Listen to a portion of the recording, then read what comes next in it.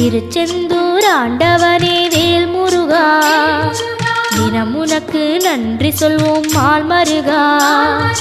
திருவடியில் தவம் இருப்போம் திருமுருகா, தீப்பெழுது நலமெனவே வடிவழகா.